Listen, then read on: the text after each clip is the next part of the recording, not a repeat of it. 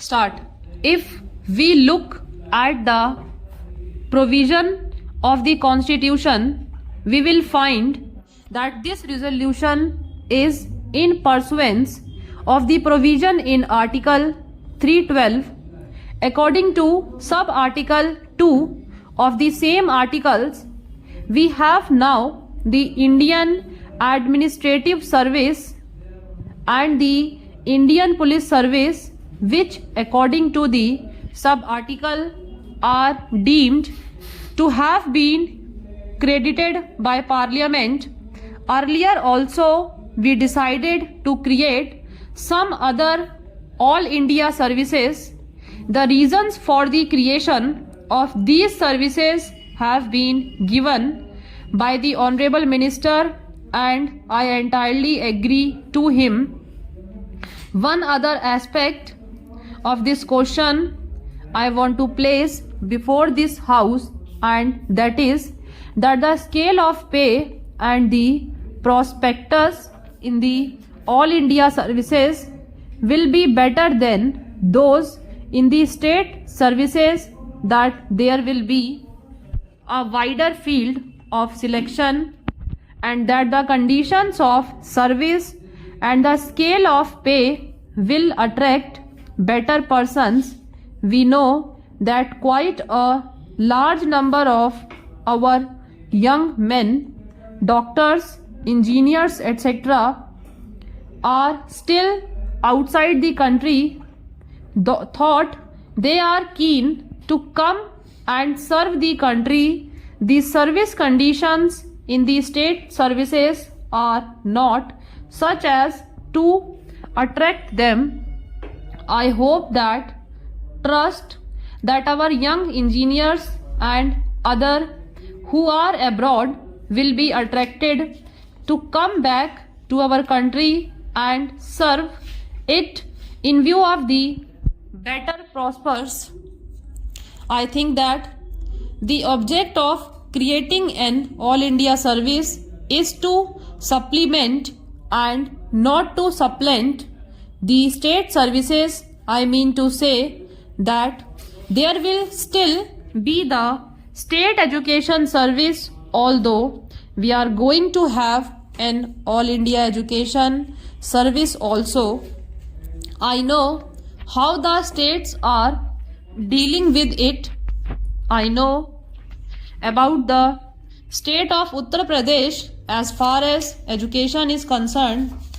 We have got a state education service and also a subordinate education service. In the state service, there is class 1st and class 2nd. There is no direct recruitment to class 1st services generally. Therefore, when we are going to create an All India service, I think the first question which will come up before the government will be as to which of the personnel of the state services are fit enough to be absorbed in the All India service. I find that the Honorable Minister had suggested that there might be a proportion of 33% reserved for promotion. After this resolution is passed by this House, the government will consider the question of legislation for the creation of these services. I read the provision in Article 312 and I know that the creation of these services is possible only by a law, that we have got to bring forward a bill and pass it into law. But as far as the conditions of service and all other things are concerned, they are also to be regulated by Parliament. Therefore, my suggestion is that these things should be determined by rules made under the proposed act, and the authority to make the rules should be delegated to the government in that respect, so that after everything has been going into a proper decision is made, both in regard to the conditions of service and also the proportion for recruitment, for direct recruitment and by promotion.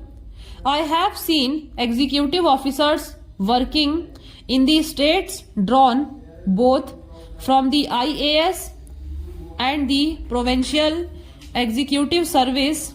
Normally, IAS officers are deputed to the states, and during their posting, they are under the control of the states.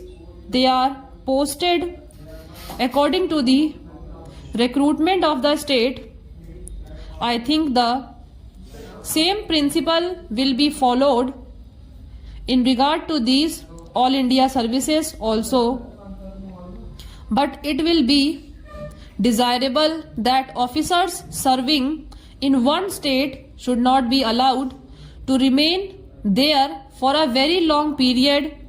They should be taken back from the state and given to another state, or they may be allowed to work in the center, but as far as the administrative control of these officers is concerned, that will be with the states, but at the same time, because they are all India officers, all disciplinary proceedings and action taken in consequence thereof is to be taken by the central government in consultation with the UPSC.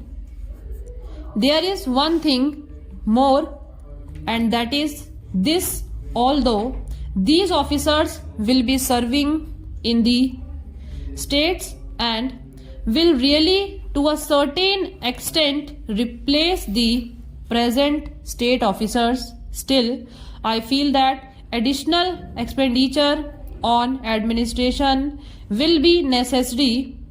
To think that it will not involve any additional expenditure is, I think, not a correct notion. The finances of the states being what they are, all the elastic resources are with us at the center. It is not possible for the states to bear any further burden if any additional expenditure is involved in the creation of these services. That burden must be borne by the center and not transferred to the states, because this expenditure is on central services.